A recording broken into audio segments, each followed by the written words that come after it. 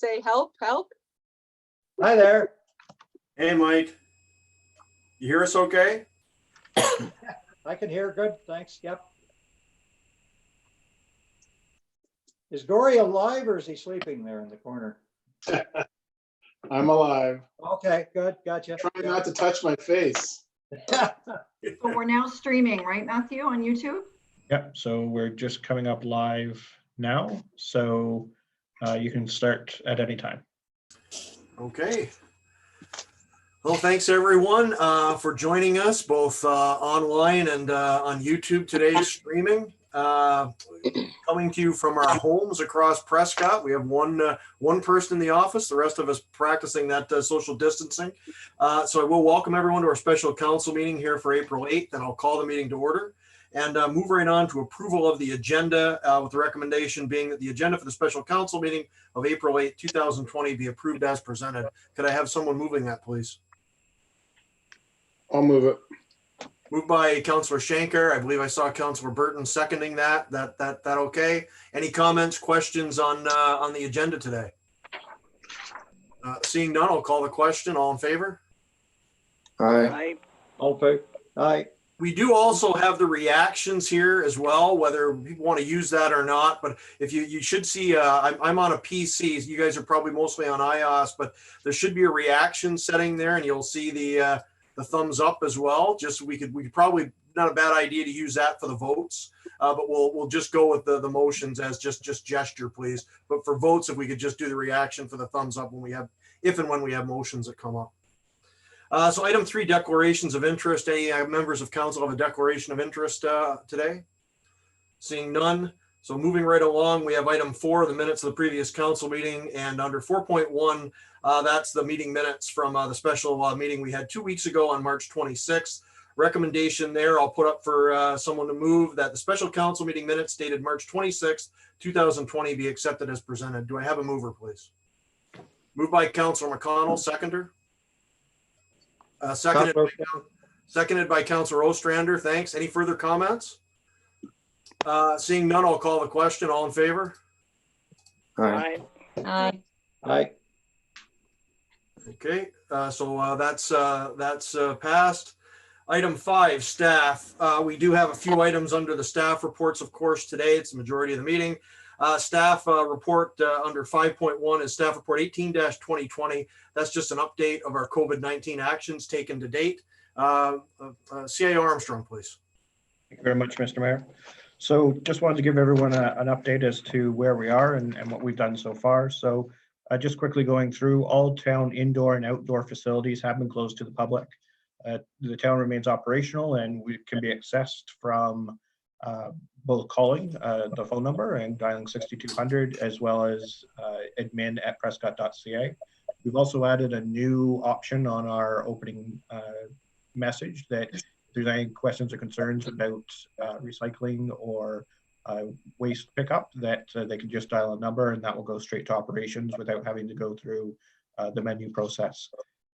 The town, obviously, we're focused on the essential services, such as being emergency services, water and wastewater services, waste management, road maintenance, snow removal if it's required, and all health and safety type measures.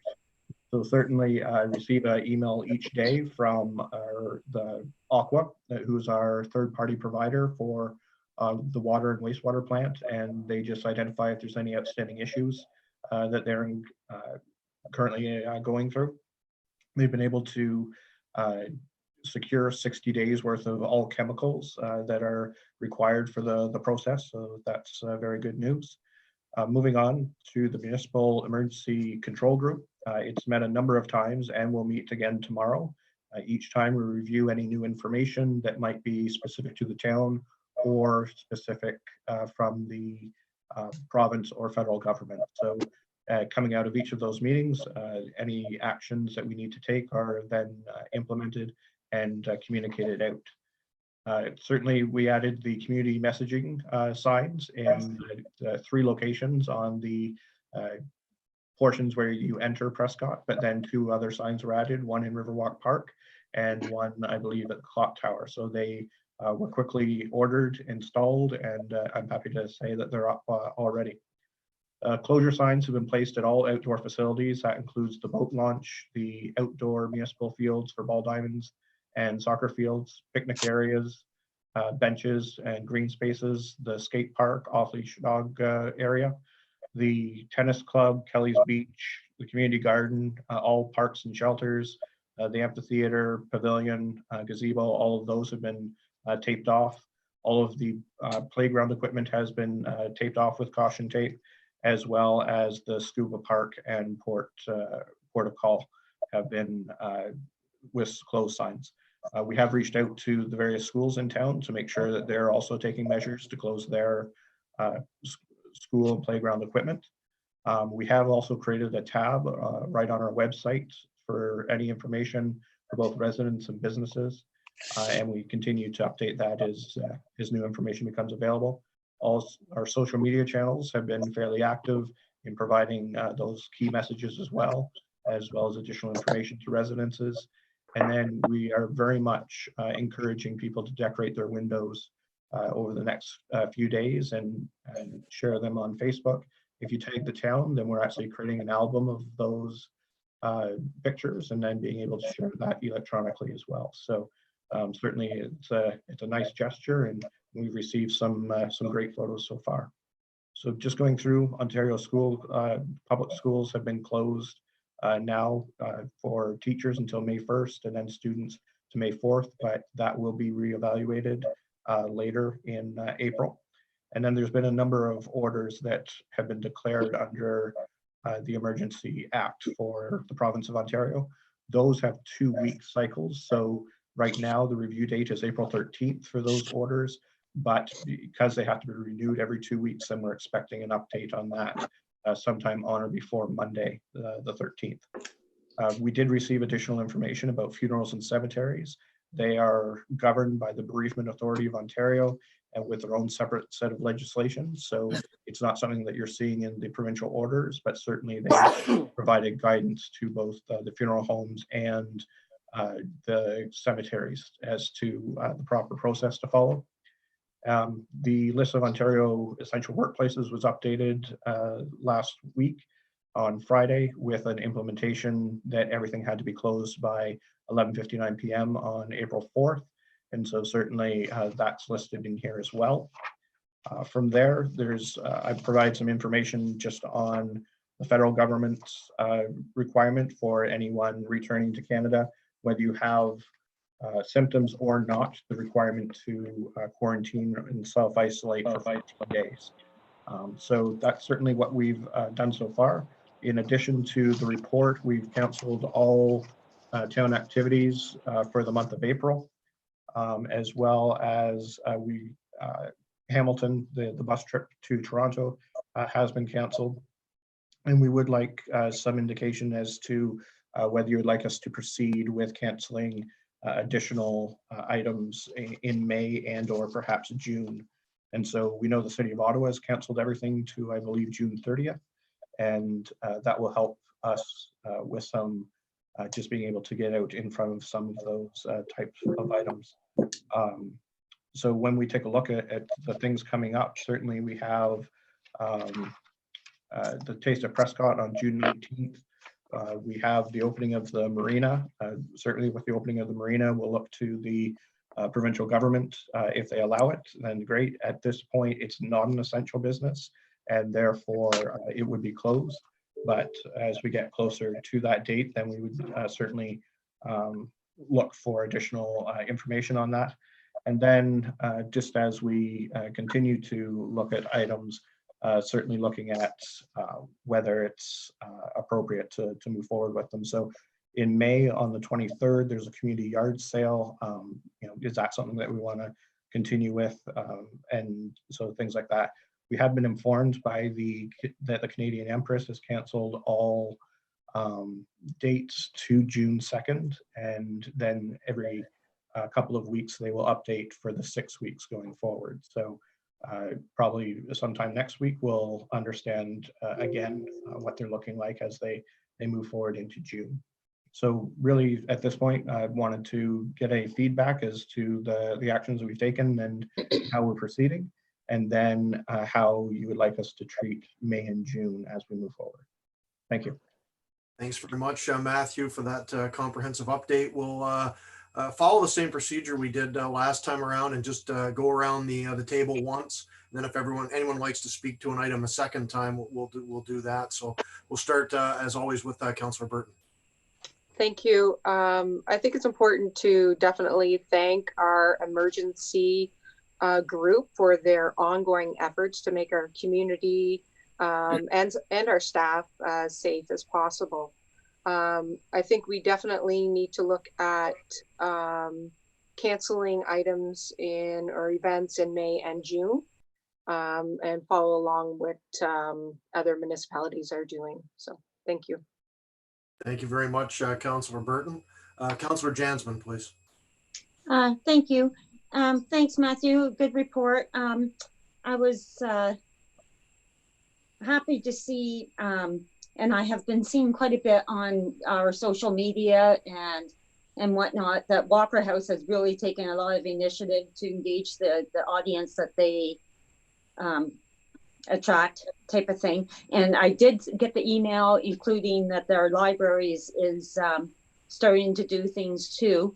I'm wondering if perhaps they're thinking of creating their own Facebook page, the library itself, because when you Google it or search for it on Facebook, and I think I'm fair to say that Facebook seems to be a go-to place for people to look for things because it's embedded in our website. It really isn't showing up anything. So that's just a thought. And also hoping that our rec department could start getting more presence and engaging people just to hopefully keep up good mental health for our residents as well as our employees. And your report, I'm just wondering, any issues with the union with the new work schedules? No, I'm happy. Oh, sorry. Through you, Mr. Mayor. So I'm happy to report that all of our staff, including our unionized staff, has been doing a great job of adapting to new processes and certainly new ways of doing things. And so we're very happy to report that we've had no issues from that perspective, and things are moving along very well. Awesome. Just to add in the library comment that Councillor Jansman made. She actually brought what North Grenville's doing with story time to me. It was yesterday, the day before, and I did reach out to Jane McGuire about that, and they are trying to put something in the works for that. Jane did mention to me about the lack of a Facebook page, so I actually directed her. It's easy to set it up, but I asked her to contact our clerk and just see if she needs any assistance with setting that up for Facebook. So I think there's some movement happening on that, but I haven't talked to Jane since I initially presented it to her. And the one thing I did mention, if they're going to do story time, I thought maybe all of us could take a turn and volunteer to do a video with story time that they could share around as well. I thought it'd be kind of fun and just shows we're engaged in the community as well. But just see what staff and Jane can come up with on that, and thank Councillor Jansman for bringing that up. Was there anything else, Councillor? No, that's good. Thank you. Thank you. Councillor McConnell, please. Thank you, Mayor Todd. It's kind of an unfolding situation if you watch the news every day, and I'm sure we all have been. We're still on the upward curve here with this thing in Ontario, and it seems every time you pick up the newspaper, it's getting a little closer to us. It's in Smith Falls now, I understand. So when we'll reach the top of that curve and head down the other side, nobody really knows. So as far as canceling things for the month of May and June, I think we should definitely be canceling the stuff for the month of May. June, I don't know, but the marina, for example, needs a substantial amount of work if it was going to open in May. We usually open it around the 21st of May weekend, if memory serves me correctly, and nothing really has been done down there at all. We have one dock that's underwater and was under the ice all winter, so work needs to be done on the docks. And as Mayor Todd mentioned, it's not an essential business, so I don't know when you would get it done or who you would get it done by. So opening the marina in May, I think is just a real non-starter. So I wouldn't think we would be anywhere near the marina until at least July. I would echo Councillor Burton's comments in regards to Walker House. I'm on the board down there, and Susan Baum has been very good at getting out and reaching out to the people who go there. Unfortunately, they've had to cancel the one trip to Hamilton, but it's I think as time goes on and more people get familiar with what Susan's doing at Walker House, that will work out well. So I guess to cut it shorter than I normally might, definitely we should be canceling stuff in May. Depending on what it is in June, if it needs a lot of planning, like a Taste of Prescott, I would say probably it should be canceled. If it's something that's just we're opening and it doesn't require any work, and if we get to the middle of May and find things are progressing well, then maybe we should start looking things opening in June. But I would say that's a wait and see attitude. Thank you. Thanks very much, Councillor McConnell. Matthew, do we have a list of events? I mean, you noted Taste of Prescott, which is the biggie, but are there others that we should be thinking about right now as well? Is there just a list we could look at, or? So I have one in front of me, and so the ones that were highlighted for me certainly was the community yard sale on May 23rd. Opening of the marina, I believe, is May 18th. Just if I can speak to the docks, we did have one item in the project budget for this year, which was attending to some of the dock infrastructure, and that was for $50,000. I did have a good conversation with our our operations group this week to see how we could address some of those, because they have to be addressed as opposed to them continuing to sink. And being able to reach out to Kehoe and getting some estimates around what are possibilities there are some of our options with that. So just wanted to highlight that from the marina perspective, that this might actually be a good time to actually do some of that work if we're able to work with the marine infrastructure vendors, but certainly that will be dependent upon whether they're considered essential or not, and then go from there. The other thing that we have coming up in May is the Girls Incorporated Day Camp. It's a PA day on May 29th, and it's supposed to be held at the Oboyvin Community Center. So, so those are kind of the large items. The Fort Town Night Run has already been moved to September, so that's kind of off the list. And then we have a number of like large item pickup and things like that, but I wanted to address those in the next report if we could. And we've got the EOFA games, I believe, with the fire department. Sorry, I didn't hear you mention that one. I think Barry did bring it up, I think, at one of our emergency control group meetings. I believe if that hasn't been canceled yet, it's on the way, because that's June, is it not? Yes, it's June 20th. And so my understanding is that they will have a final decision by April 17th. So by end of next week, and then we'll be able to announce that officially. Oh, and one other thing I just mentioned that I think we touched on it really briefly at the last meeting, but it wasn't on the formal agenda, so I don't think we got into it much. But we have been in contact with Shakespeare about what their plans are. We did have a Zoom call with them a couple of weeks ago, and they are looking at basically their key date now is April 15th to do another evaluation on what they could possibly be offering this summer if they need to make changes and so on. So they're kind of in a holding pattern for that right now, and we're standing by waiting for them to make some calls there with regards to their contracts with actors and so forth. So that's another big summer item that's coming up shortly. Councillor McConnell, do you have anything else? Just one thing.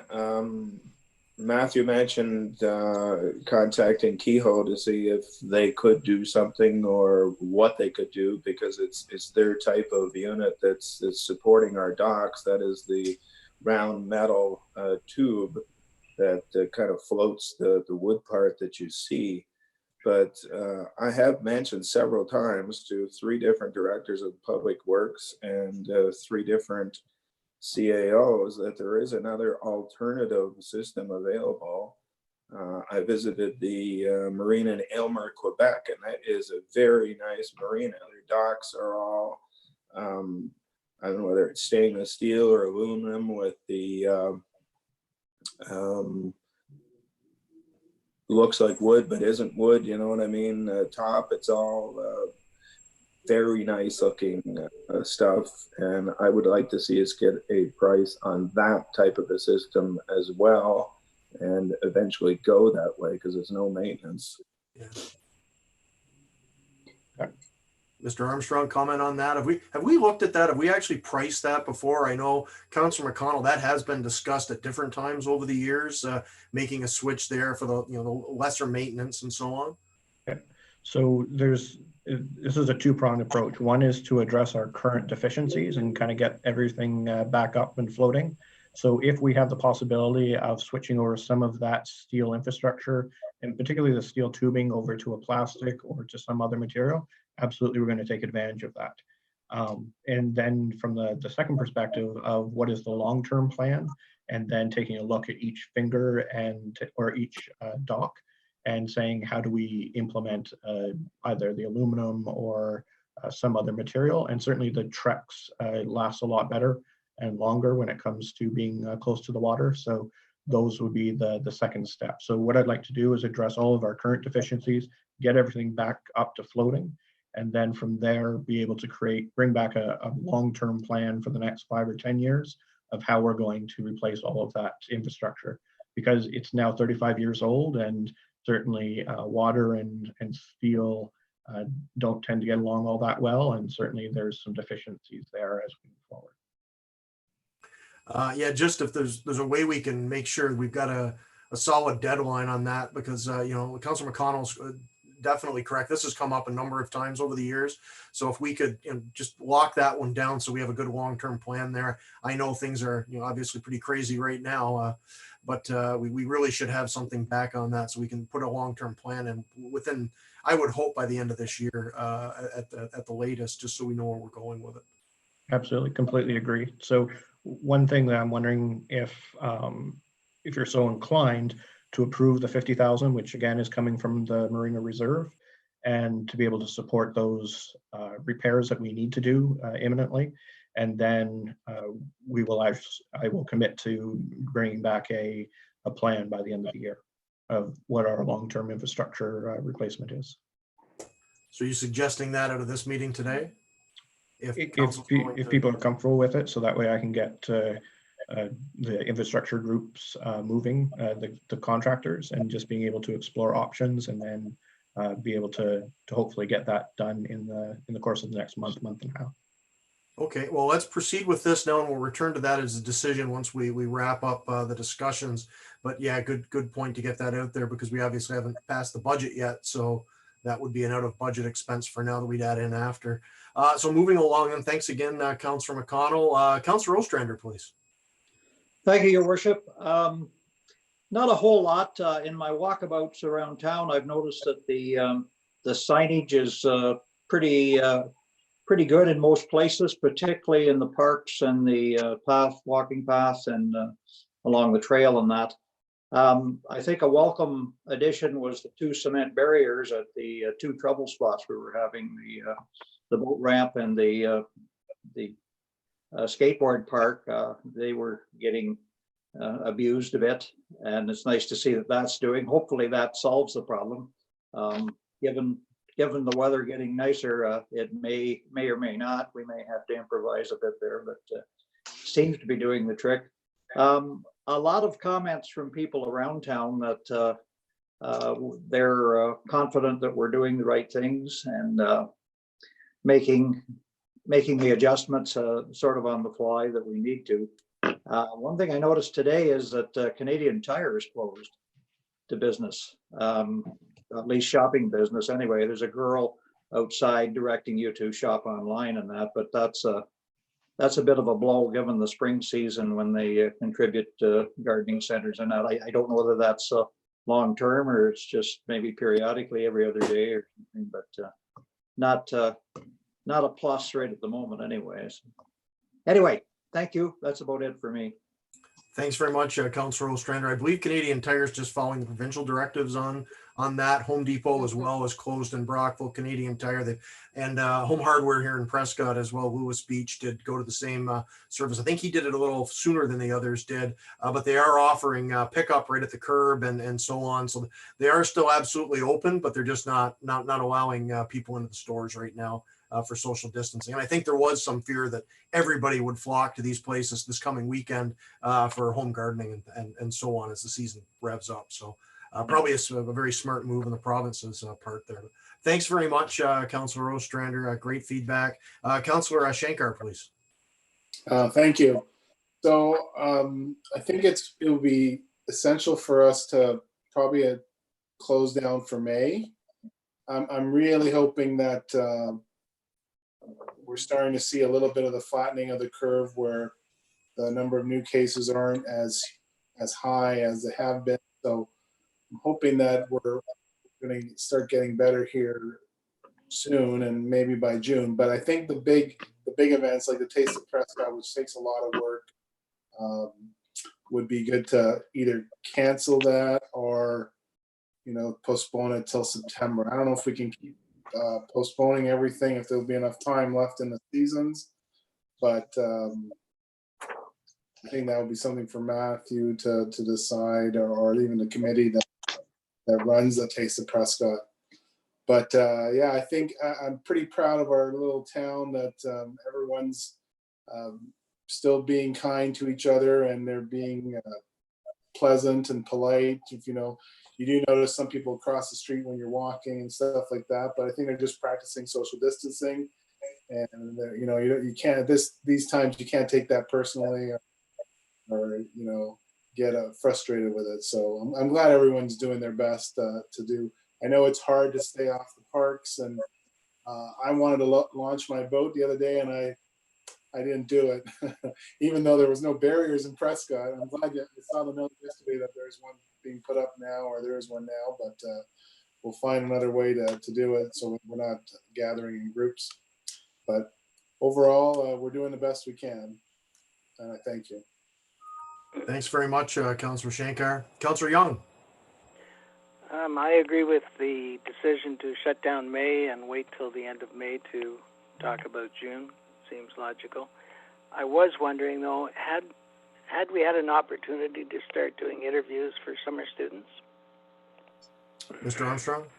Thank you, Mr. Mayor. So we have sent out the letters to all returning students. We're still in the process of scheduling interviews for new students. And so hopefully that as things calm down a little bit, where we're not implementing so many new things, that we'll be able to address that as soon as possible. But absolutely, that's certainly something that is on our radar. But that being said, all letters of offer are COVID contingent. And so if there's a requirement that, or an inability to open certain services or programs, that we have worked that into the letters of offer already. It would be wise if we can line up some students anyway.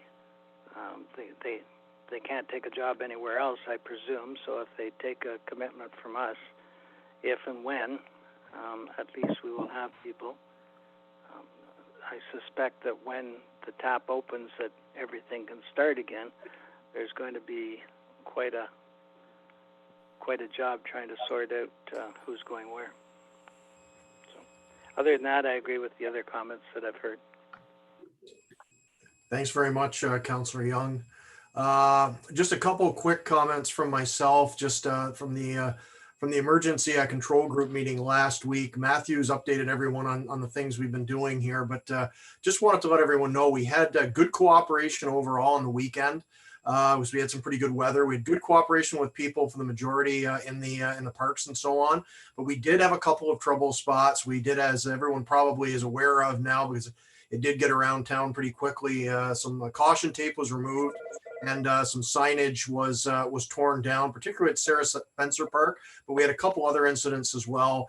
I got a response on that from residents first thing on Saturday morning. Got it out to staff, and Paul got the public works crew right on it. And I really want to make sure I thank the OPP for this as well, because they picked it up immediately when I asked for some response, and they actually had an officer that found the person that committed the acts at Sarah Spencer, and was given a very heavy warning on that, and everything was put back up, and that was all good. But the one thing that I did come out of that as well is I asked Matthew to make sure we had bylaw patrolling on the weekends. So bylaw was out on the weekend to keep an eye on that. As everyone knows, they're out again this weekend. Matthew was looking at that 6-hour schedule. I'm a little concerned that the 6 hours is not enough. So I asked him to take another look at that and see if we can provide a little more coverage, because I think the OPP are going to be incredibly busy this weekend. The one positive we have is the weather looks pretty awful, which is not something you want on a weekend usually, but right now I think that may help keep people inside. And we do have there's another issue as well, just on regards to that. There's one institution in town. I'm not going to name the institution right now, but we are working there to try to make sure they come into compliance with the regulations, because that could be a potentially a serious matter as well. But that is being looked at right now. So that's basically where we are for an update. From what I have, I saw Councillor McConnell raise his hand. Councillor McConnell, comment? Yeah, thanks, Mayor Todd. I ran into our bylaw control officer, Sean, on Sunday when I was out for my morning walk in a couple of places, and we talked kind of across the street. He was in his car, I was on foot, and he indicated that he was on patrol, essentially. And it occurred to me at the time, he has a little red car with a roof rack on it. It would look much more official if he was driving the vehicle that we have with the Prescott logo on the door that I saw sitting down at the rink that nobody was using. I suspect we're likely paying him mileage to use his own car. It would make sense that we would. Why wouldn't we give him that vehicle, or whoever is doing the patrolling drive that vehicle for the foreseeable future? Thank you. Mr. Armstrong, comment on that? Certainly, it's one of the reasons why we haven't used it thus far, because Dave and Sean are trading days back and forth. And so we're trying to keep vehicles that are unique to one person, so that if there is any contamination, then there's enough days in between that it wouldn't be an issue. But certainly we can take a look at it and see how we could go about doing that. Thank you for that, Councillor McConnell. Great observation. The other part of that is I am concerned as we move further along and the weather gets better and better. We are going to see more issues, and it is the kind of thing that hopefully we won't go down that road. But as people are locked in more and more, it gets sunnier out, we may have to keep a real eye on the parks going forward. And with just 2 bylaw officials, it's just something we're going to have to keep an eye on and make sure that we've got the right resources, because the province has delegated that to municipalities, and they're quite serious about that. They do want us to look after our own as best as we can. And we're a smaller municipality, but I think we're going to have to maybe look at some other options here if and when as needed, because it's obviously it comes down to we're trying to save lives here. I've had quite a number of conversations, the health unit, and also Steve Clark and Steve's office as well. I was just talking to Steve before this meeting again about one issue here in town, and they've been incredibly supportive on that. But a lot of this does come down to us. We can't just punt to the health unit and the OPP all the time. We're going to have to look after some of this ourselves. Hopefully it's not going to come down to any real extraordinary measures where we have to hire extra help or whatever for security on this. But we do have to keep those options in mind right now, because again, it's about saving lives, and I think we've got to be very proactive on that. Did anyone else have a comment just on the report itself before I go to a couple of what seem to be the recommendations we're looking at out of this? If I could, Brett and Mayor Todd? Yes, please. I did forget to mention something. In the meantime, I like Lee's idea too of using the company vehicle. But on a different note, I was speaking with somebody actually Councillor Ostrander made me think of this. I was conversing with somebody because they were having another, somebody in town were having a couple over for dinner. And of course, I kind of said, you know, they don't live with you. You're really not, you're not to do that. And they said, well, it's 5 and under. So I'm just wondering if our social media has been wonderful for that. But I'm wondering if we need to maybe involve them, for those who aren't on Facebook, need to involve Coast FM and just kind of say, Easter's this weekend, yet family cannot come to your house. No, like make it very, very simple, because they were very educated, you know, run-of-the-mill type people, and they didn't seem to understand. Yeah, excellent point. If we could look into that, if everyone's okay, that's a good idea to get that on the radio. I don't know. Have we done any radio announcements on that? Coast is a resource that we, you know, sometimes we take for granted. But Mr. Armstrong, have we been using radio for any public service announcements like that? I don't think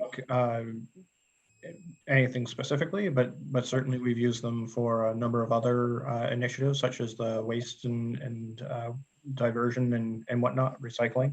So I have seen some wording around, if they don't live with you, then they shouldn't be at your house. So we'll pick up on that type of messaging and certainly get that out, as well as sending it on to our media partners to be able to help us with that as well. Yeah, could we Thank you. could we look at the radio for that? That's actually, it's a cheap option as well, and a lot of people do listen to it.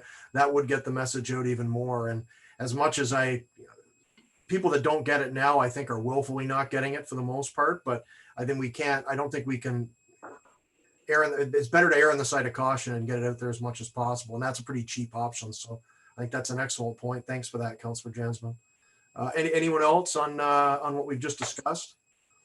Okay, so 2 items that have come up, and the first one is Matthew did suggest the motion on the 50,000. That'd be basically pre-approving that for the budget, 50,000 in the marina work. Mr. Armstrong, do you want to comment on that again? We did discuss that as part of the budget deliberations, but of course we haven't passed the budget yet, so this would be approval, as I mentioned. Anything further on that for council information on what we'd be looking at here? So certainly addressing the major deficiencies that we have, refloating all of the docks, and then if we're able to actually perhaps moving out some of the infrastructure and moving towards a better system where we don't have to deal with so much maintenance, especially now that we're over 35 years old. So really that's kind of what this is set to do this year, and then also being able to create a plan as to how do we incorporate some of those new materials as we go forward over the longer term. Okay, Kimberly, could you possible wording for a suggested motion on that? Then we could introduce to everyone. Yep, through you, Mr. Chair. Matthew would just that council approve pre-approval budget amount of $50,000 for the marina maintenance project. Okay, so open that out for put that out for discussion. Anyone comfortable enough with making that motion? I will make the motion, Brett. Thank you very much, Ray. Seconder. I will second that. Thank you very much, Gory. So we have a mover and a seconder on that motion. Open it up for discussion, comments, questions. It's only going to get worse. Oh, sorry, Ray. Okay. It's only going to get worse if we don't fix it now. So there's no point in delaying it.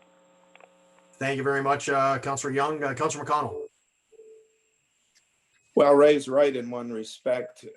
It's only going to get worse, but he did say if we don't fix it now, and what we're doing, or what this $50,000 is doing, is not fixing it. It's prolonged agony. Basically, it's not replacing it with new. It's cobbling it up, as I understand it, to get it through till we can decide what the hell we're going to do with the entire marina structure. When you look at those docks, it's pretty obvious that they weren't floated in there the way they are. They were brought in pieces as assembly. And when you look at the docks, it seems to me that there's a lot of those pieces that there doesn't seem to be anything wrong with. They're floating fine, and they seem to be the ones, strangely enough, that are out in the deeper area.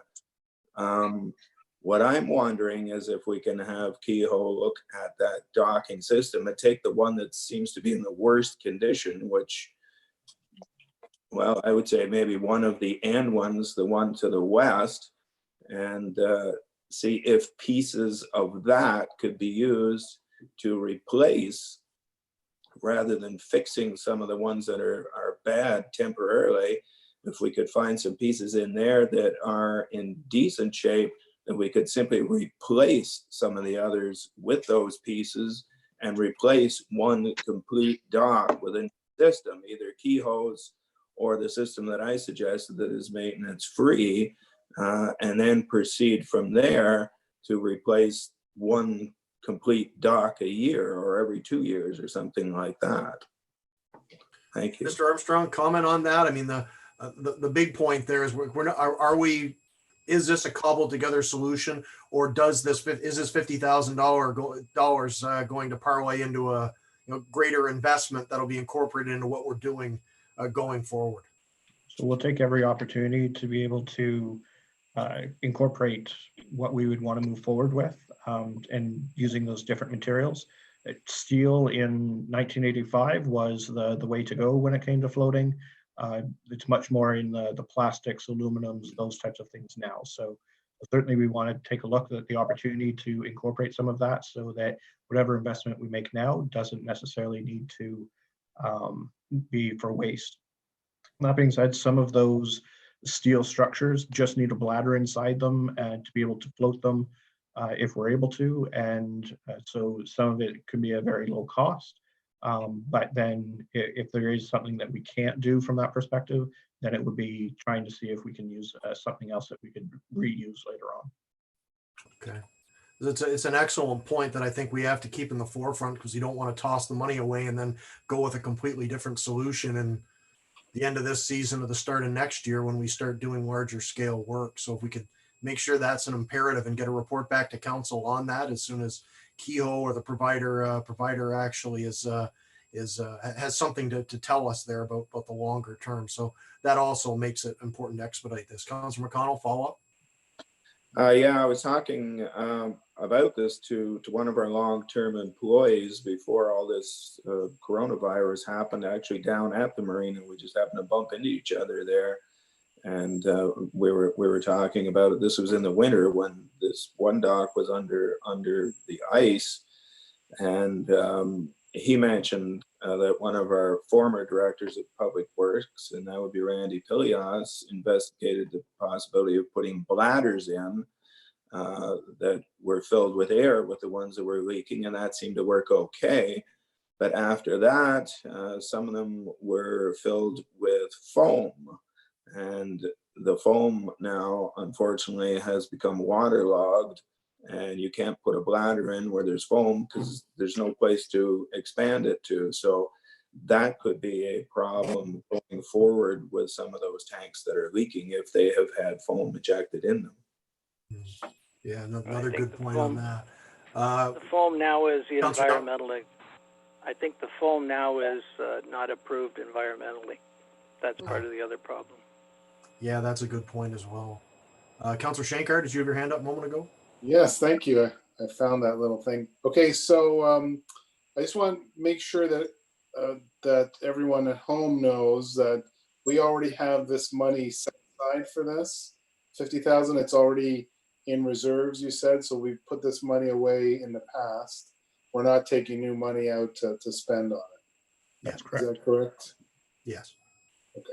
Yeah, just basically pre-approving the one budget line item. So this is actually already included in what we were talking about with the 1.55, which is now, we've essentially agreed on the 0 from how I understand our conversations the last meeting, and looking at even other options. So that's a great point to make as well. If I could ask the mover and the seconder though, just if we could just add a friendly amendment there, just to directing staff to bring a report back to just address engineering concerns and future design of the harbor. Just to address Councillor McConnell's points, we should capture that because it's a really good point. We want to make sure to let everybody know in town as well that we're not just, this isn't just a $50,000 Band-Aid, that we're trying to incorporate it as best we can into longer term improvements at the marina. So it was Councillor Young and Gory, were you the seconder on that? Yeah, I think so. You both okay with adding that, just so we capture the staff? Ray, you good with that? I'm fine with that. I think we should also mention that it is coming out of reserve. Sure. So we want to put the line in for its about sourcing the money from reserves? Yes. Okay. You good with that as well? Gory, you're good with that? Yeah. Seconder. Ms. Castleman, do you mind reading that again? Just the motion so we're all clear on what we're voting on? Sure, through you, Mr. Mayor, that council approve pre-budget approval of $50,000 for the marina maintenance project. And I'll add that it's coming out of reserves, and that staff also be directed to report back on engineering concerns and future design of the marina.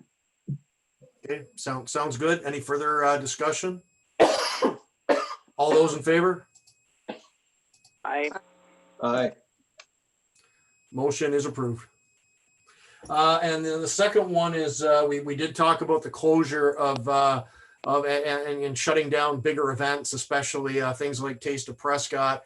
I think we've got pretty good consensus with everyone around the table in that for May and the longer term things in June. But what I would suggest when we schedule our next council meeting for a couple of weeks, we'll have a little better picture too as well where we are in the curve and everything else. So if everyone's okay with that, can we just ask staff to come back with a list of those items? And but I guess we need to work on the assumption now, and I think it's a pretty safe assumption that events will be canceled in May and June. But I'd like to get a list back so we can just look at the list and review it. I didn't see it in the report. I'm not missing a list here somewhere, am I, Matt? No, I have it in front of me. It was a separate list that was created. So if I can just clarify that everything would be canceled in May, as well as any long-term planning events such as the Taste of Prescott would be canceled in June. And at our next meeting, we would come back with a fulsome list, including everything to the end of June and perhaps July, so that council can review. I thought we were going to hold on the decision till we have the list in front of us and can review them. I'm happy to go with it now if everyone else is, but are we in that much of a rush to? I mean, I would say everything's on hold anyways, but whatever anyone wants. If someone wants to introduce the motion to proceed exactly as Mr. Armstrong said, I'm absolutely fine with that. I just want to, because we had a couple differing opinions here. I just put it out there as something we can look at in terms of a staff report and recommendation specifically on this the next meeting. But if anyone wants to go ahead with that right now, that's absolutely fine as well. Whatever the will of council is. Open it up for discussion. Councillor Ostrander? Well, I don't know. I think if we're concentrating on May now, I think that would suffice if we could pass it at the next meeting, at least put it out there that these are tentative closures or things we aren't going to go ahead with in May. June gets a little heavier with actual summer events, so perhaps we could just hang on to that for now if we've covered all our bases and see what the June events look like by that time. We should have a better idea. Month of April is going to be a month as far as weather goes and projecting ahead. So that's where I would stand on it. Thank you. Councillor Burton. Thank you. I think that for now, just canceling the events in May is a good idea.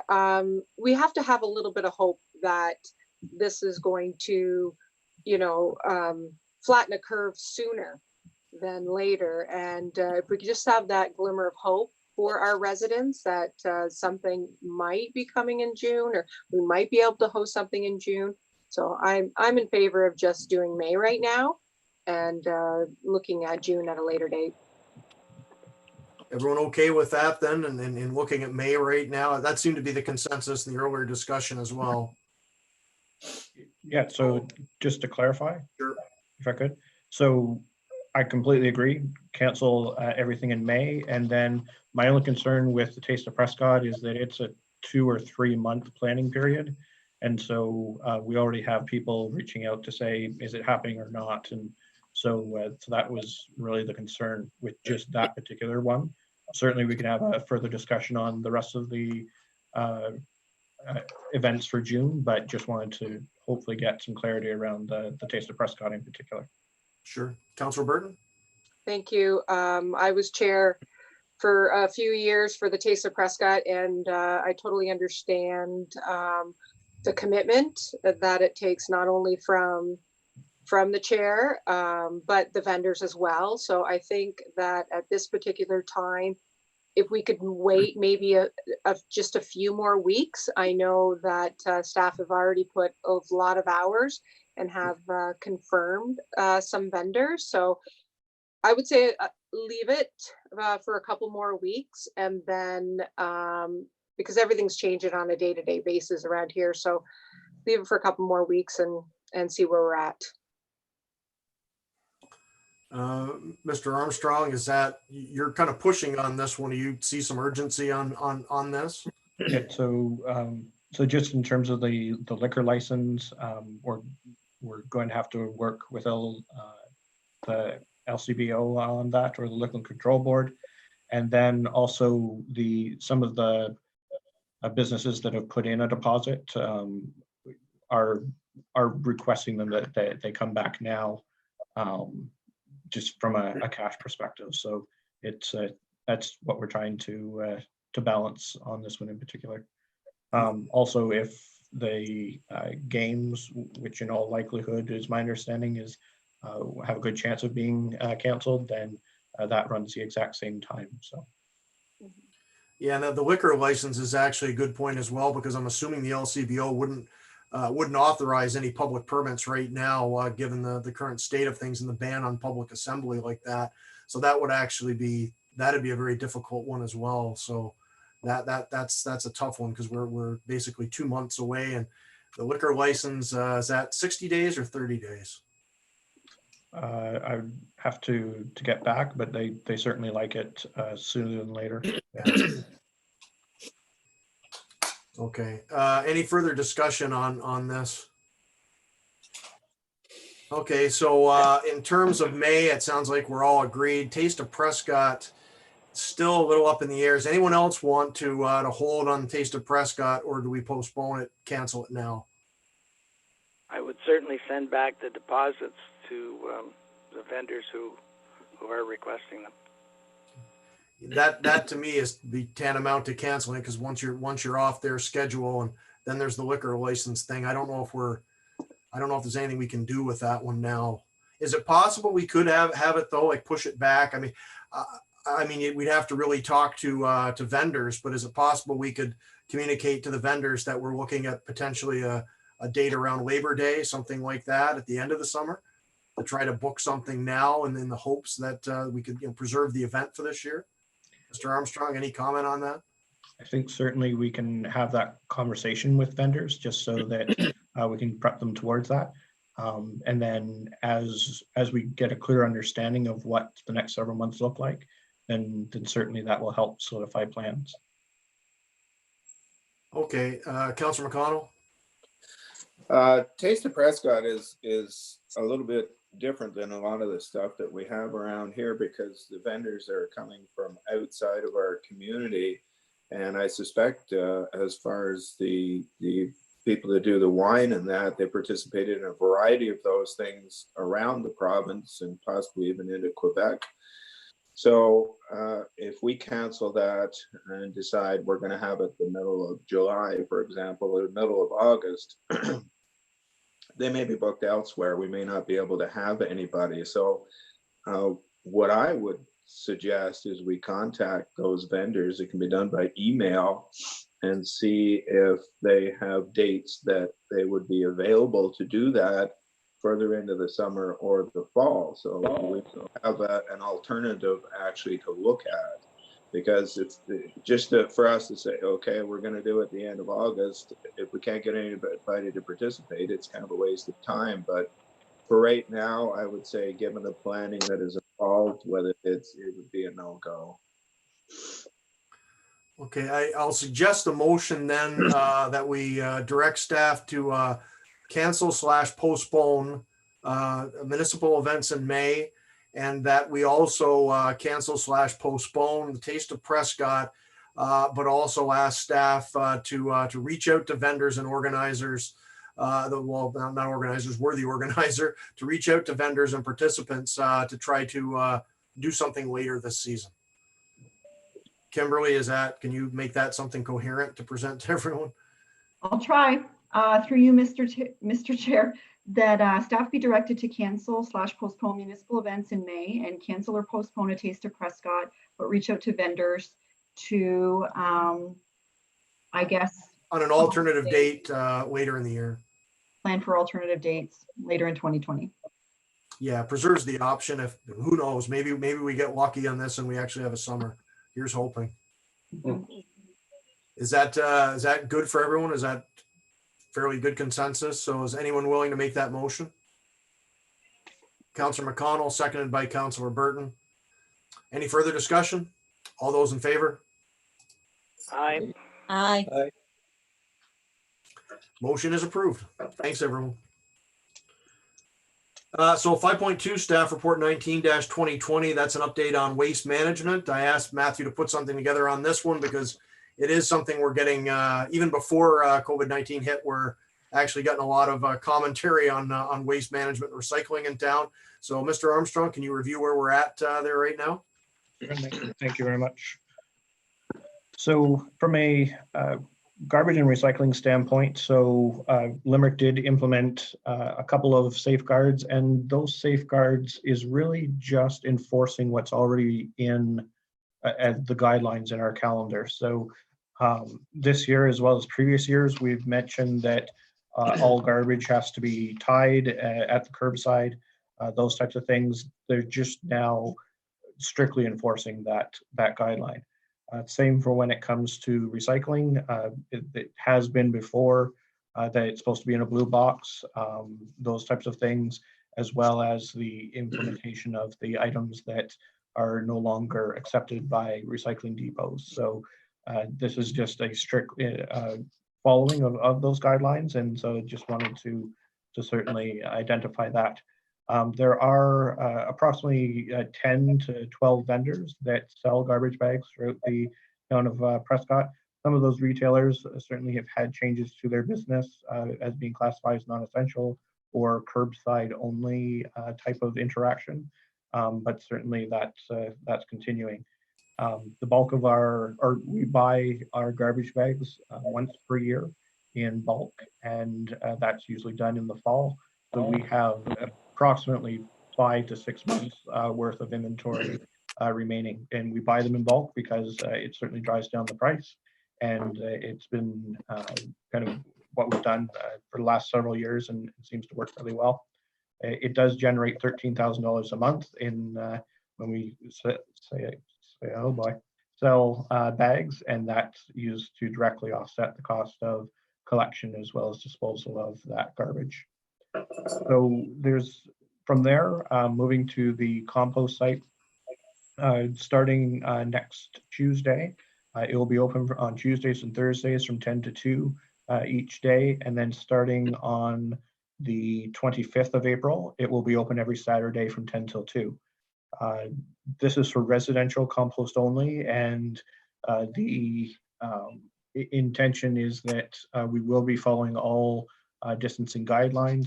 There will be attendant right at the gate to be able to make sure that the items that they're bringing in, as well as their name, where they live, that type of thing is recorded, and then they will proceed into the site itself. There'll be another attendant allowing people to, or directing people to go to the appropriate piles and dispose of their items. And certainly that is kind of how we want to be able to move that forward.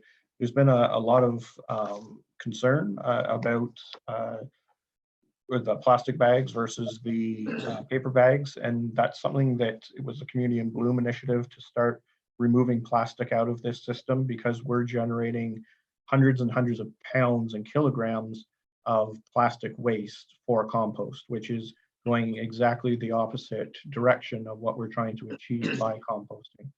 So the thought behind the paper bags is that they don't have to be rehandled. with the plastic bags, they actually have to be handled not only to put in the back of the truck, but once they get to the compost site, have to be opened up as well and handled every single bag. So certainly we're trying to be cognizant of that, and that this has been communicated. It was on the calendar for this year as well for a little over 2 weeks now. It's been on Facebook, Twitter, Instagram. We've used Coast FM starting on the 31st to be able to get that message out as in terms of garbage and recycling, and being able to move those things forward.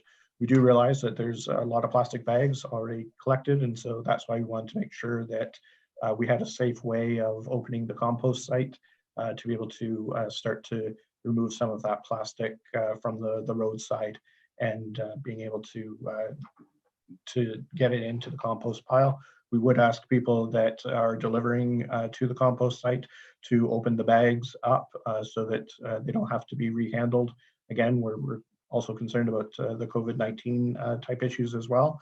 And then just being able to take that plastic with them so that we're not generating all that plastic on the site.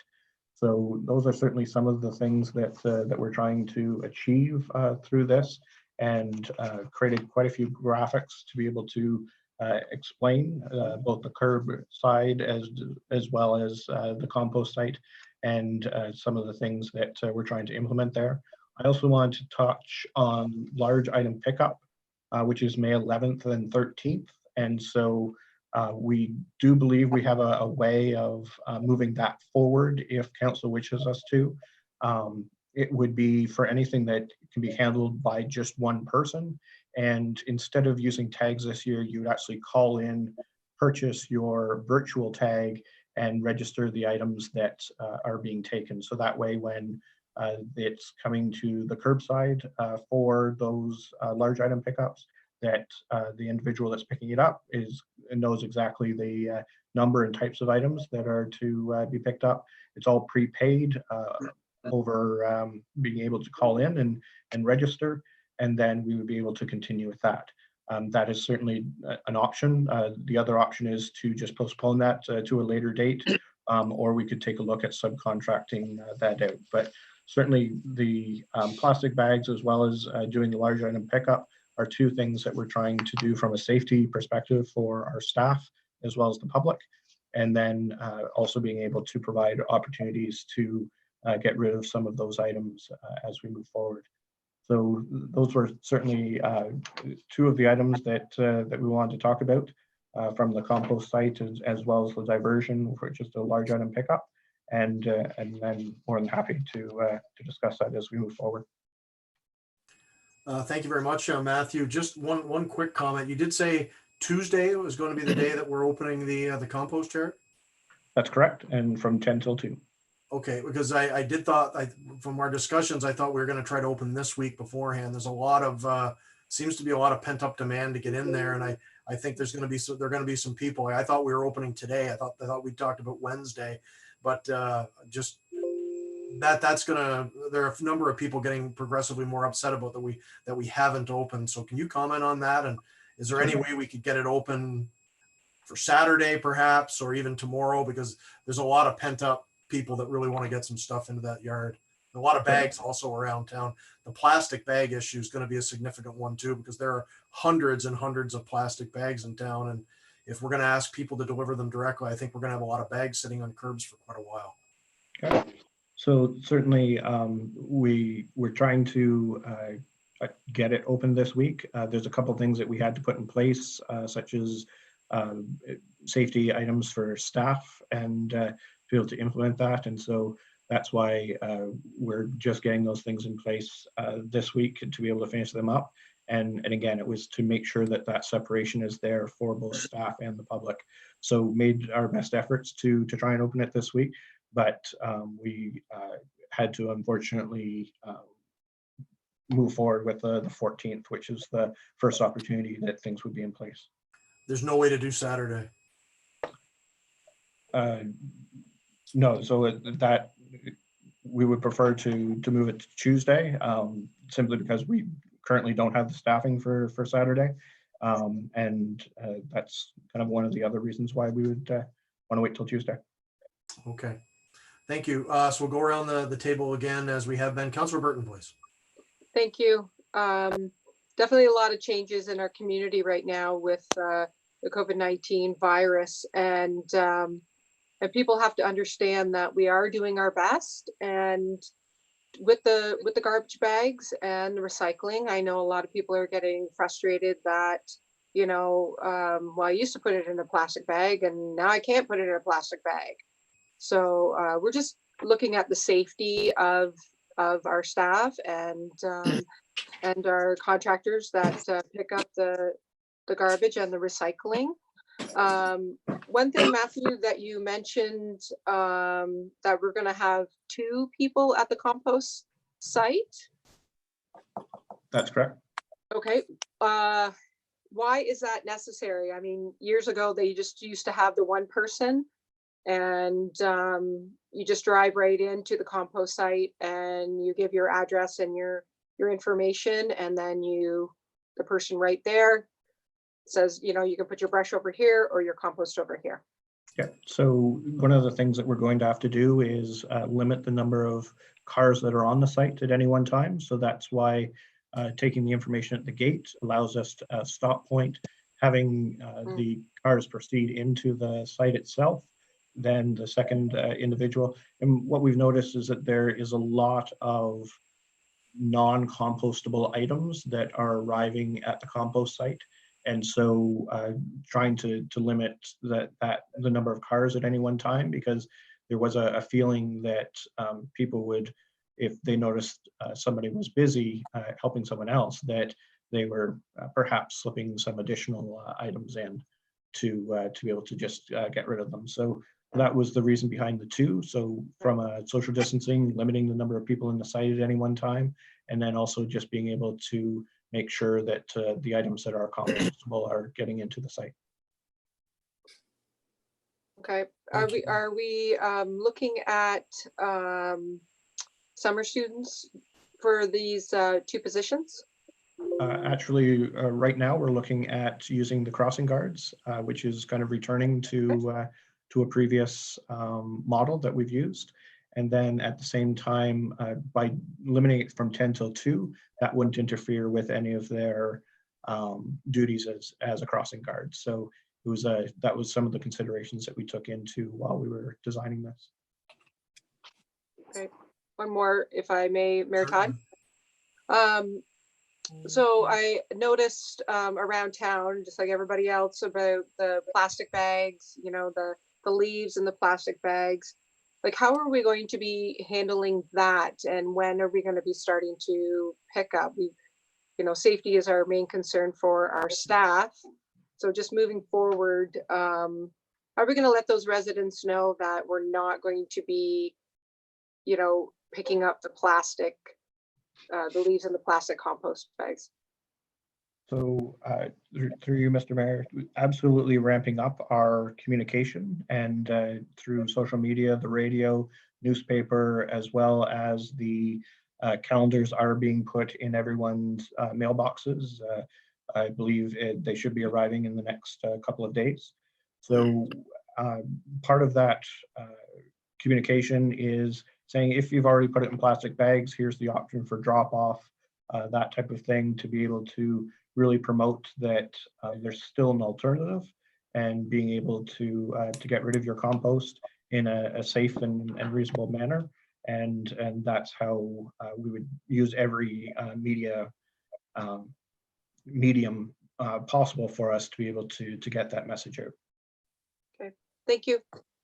Okay, just to add a comment to that, like, we're talking about safety, but you mentioned this was your primary motivations with this. Matthew did say it was about getting rid of the plastic and so on, as more of a green initiative, and I fully get that and support that.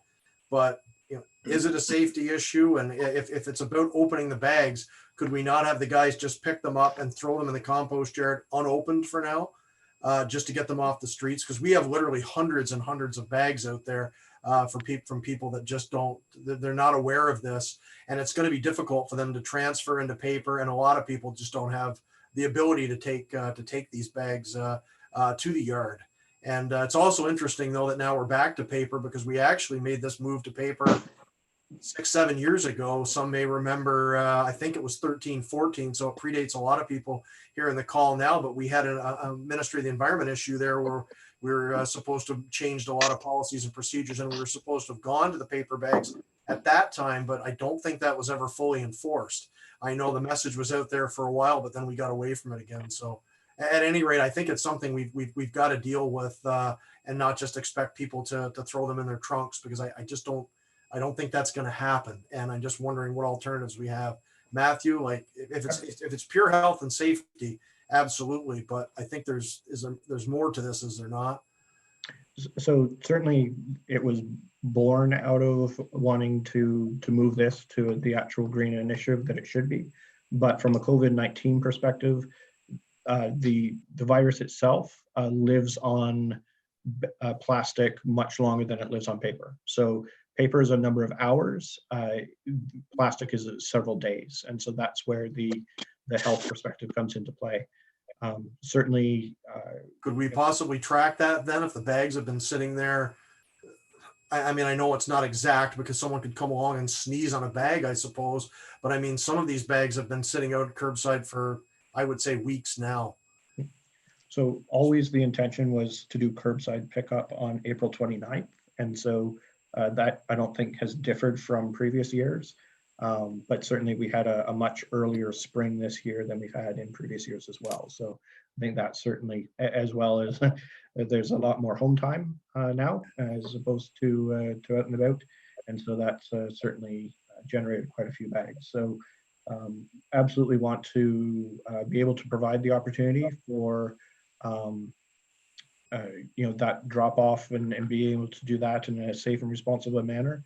And we can look at options on picking up, but our goal and whatever we end up moving forward with is to make sure that as we move forward, we don't want to have plastic into the system. So that certainly, if anything is done in around this first pickup, then I would absolutely recommend that it's for this pickup only, and then going forward, it's absolutely paper going forward. So that is certainly something we can explore and we can come back with. Yeah, if it's safe to do it, that's what I would lean towards, just because there's so much of it out there. Councillor Burton, did you have a follow-up to anything? Mm-hmm. Maybe there is a section that we can corner off at the compost area. It's quite a big area for people who already have them in the plastic bags, could put them in this area that we can look after at a later date. That might be help to solve the problem. And also it might be a good idea to have, when the curbside pickup does start, just have a letter that our employees can just simply slide in the door or in a mailbox stating that, unfortunately at this time we are going just paper only. So just for future reference. I mean, if people are not on social media or are not getting the newspaper, then they're not getting the message. So if there's a different way that we can get the message out there, let's try and do it. Yeah, that sounds good. But anyways, Mr. Armstrong, you've got all that feedback for that. That's excellent.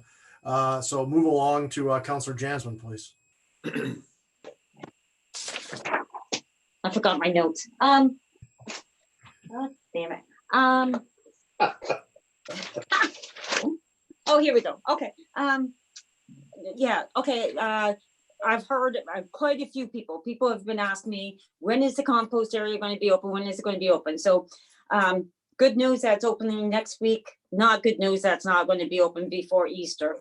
I'm one of the ones who have like 8, 10, 12 bags ready to be picked up. So that's my next question. If the pickup on April 29th, sorry, Matthew, you might have mentioned it in your report, or in your spiel, but I didn't catch that. And yeah, if I could ask that question, and then I have one more thing to say, if I could. Okay, so what was the question, Teresa? It's on the calendar of events. It was April 29th, that for those who don't have the ability to get to the compost area, if it's still going to get picked up. Yeah, it's the not happening from what I understand with plastic. We were only going to pick up paper, right? Or am I totally misunderstanding that? Because that's the message that seems to be out there. Yes, so if I can answer that. So yes, it is intended that we would continue with the 29th pickup and be able to perform that in a responsible and safe manner. Obviously, the preference would be for them to be in paper, as both from a safety perspective as well as from the initiative itself. So, but absolutely, you're correct, Councillor Jasmine. I hadn't clarified that fully. So yes, unless there's a specific edict from the province to say that we would have to suspend waste management or the like, then we would proceed with the 29th. Okay, that's great. Thank you. And also, I've been seeing a lot of complaining on Facebook about our, the whole, like, some municipalities are giving away bags and all that kind of stuff. I don't promote that, but I would promote the idea of maybe supplying a town bag for every food bank box that's being prepared. Just an idea. That wouldn't cost us a whole lot. It's a nice gesture. The other idea of I don't reply on Facebook because I know I'm not supposed to, so I don't. And unless it's on my own page, and you know how I feel about that. But anyway, that's a side note. If I could respond, I would have responded by saying we can't. I know people don't want to leave their house to go to the grocery store or Mr. Gas or wherever they find to buy town bags, but they would have to go to a grocery store or Mr. Gas to get garbage bags anyway. So I'm not really buying that. And I come into Brockville on garbage day every week, and it's horrendous, the amount of garbage that's spewed all over the place, because garbage bags, not town bags, are all different strengths and whatnot. So there's like all different sorts of sizes, and they're ripped open, and it's just a mess once a week here in Brockville from what I could see. But anyway, I do like the idea. I'm hoping somebody will support the idea, or maybe it could be just a staff direction on supplying a town bag for every food bank box that is organized. Thank you. Thank you very much, Councillor Jasmine. Councillor McConnell. Thank you, Mayor Todd. I think the garbage bag issue has largely been beat to death here, but I indicated to Matthew I was going to bring it up at this meeting. I took a rather extensive drive around town before the meeting, and what I saw was, I didn't count each individual bag, quite obviously, but what I saw was, I would estimate at several thousand plastic bags in Prescott, and at the most probably a couple of hundred paper bags with leaves in them. Going back in history a little bit, you may remember Mayor Todd, Ray Wood as well, and first term on council, Craig Cullen was our director of operations, and we used paper bags at that time. And we discontinued using paper bags because things were being put in the bags that the town staff couldn't see. There was not yard waste, basically garbage and stuff. People were getting rid of stuff rather than putting it out with the garbage. They were putting it in a leaf bag, and it was going back to our public works department. And that just didn't work out very well. We don't want garbage back there. It was yard waste. So we quit using paper bags because of that reason. Now we're asking people to go back to paper bags again, and I understand it's an environmentally responsible thing to do, and that's okay. But if we have somebody back at the Public Works Department, in my opinion, if we have people bringing plastic bags back there, they should be required to open the bag. And if they are bringing paper bags back there, they should be required to open the paper bags as well. And if it's our town staff that are taking the paper bags back, they should be opening them up too, to ensure that we're not getting stuff other than the yard waste buried in the paper bags again. And this has been quite a discussion on this waste, but unless I am not hearing very well, I have yet to hear Matthew say that, yes, we will be picking up plastic bags the end of April. I think he did say that in response to Teresa's comment, but we'll ask him again. And the other thing is, Matthew, I don't think you mentioned it today, but you might have, that I think the policy is now that when residents go up and drop their bags off, they empty them on the spot, right? Are we not asking them for that? Yes, so we're asking them to empty them on the spot, as well as being able to remove the plastic from the site, so that it becomes a truly green initiative. So but what I think I'm hearing that there's definitely a wanting to be able to address what's already been put at the curbside and whatnot. So what I think we could do is ensure that for this first round, that what's been put at the curbside and is appropriate will be picked up. But as you mentioned, I believe Councillor Burton or Councillor Jansman mentioned about being able to provide a letter to explain that going forward, this is paper only, and certainly making sure that that message is there. And then having the full support of council that as we move forward, that it's paper only, so that that this becomes not only a health and safety initiative, but a green initiative as well, and something that we can be proud of, that we have reduced not only the plastic waste, but being able to create compost that's environmentally friendly. Councilor McConnell? So I take it that is a yes, then, that we will definitely be picking up those plastic bags at the end of the month. That through you, Mr. Mayor. So the word is yes. Three letters. You can say it, Matthew. Come on. The messaging absolutely will continue, that we were going with paper, but we will ensure that on this first run, that whatever is being put at the curbside that's appropriate, even if it is in a non-paper bag or receptacle, that it will be removed. Sounds like a yes. It sounded like a yes. I didn't actually hear the word, but I'm going to take that as a yes. So I'm sure. He's stubborn. He's not going to say it now. He's very stubborn. Yeah. Well, that's good, because I've got about a dozen plastic bags out of the street, and I can stand, honest to God, I can stand in my kitchen and I can see at least 100 bags just within 400 or 500 feet of me. And I didn't put mine out first. But the thing is you just don't go to the grocery store or the hardware store or whatever and buy 5 or 6 leaf bags.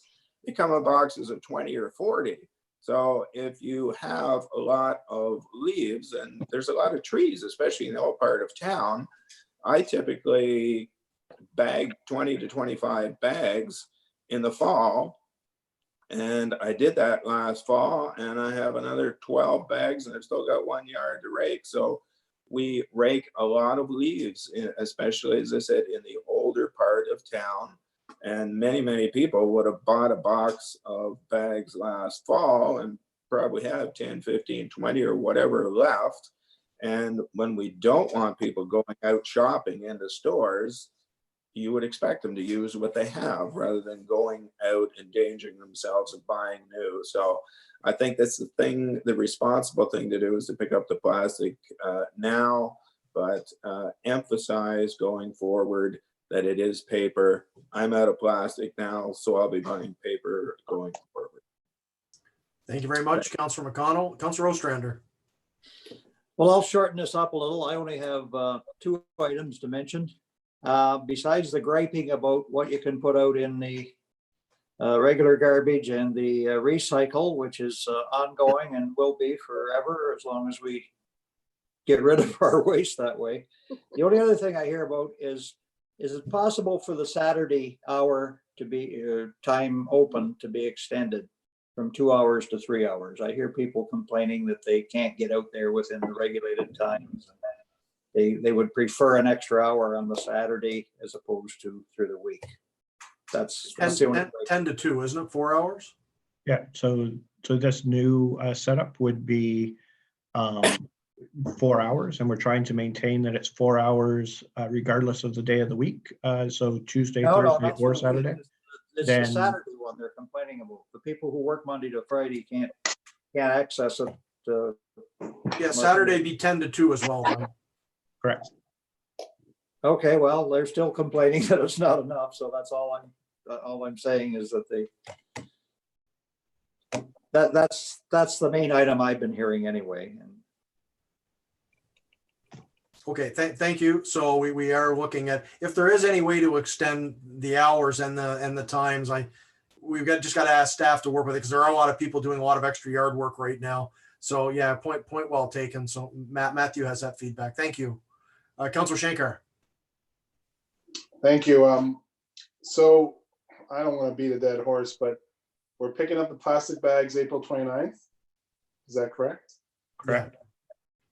Is there any way, that's three Yeah, it's full weeks awful from late. today. And if we get some hot weather, those bags are going to be disgusting. So is there any chance, can we just pick them up as regular garbage? What? Well, you're going to have them sit there for 3 weeks. I guess the question is, I was going to raise this at the end when we got through, if there's a way we can expedite this, because as Lee just mentioned, we've all seen it.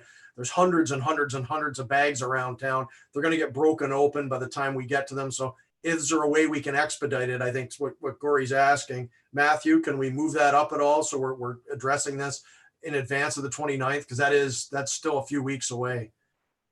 Yeah, so I would have to go back to staff to see what our options are on that and report back to council.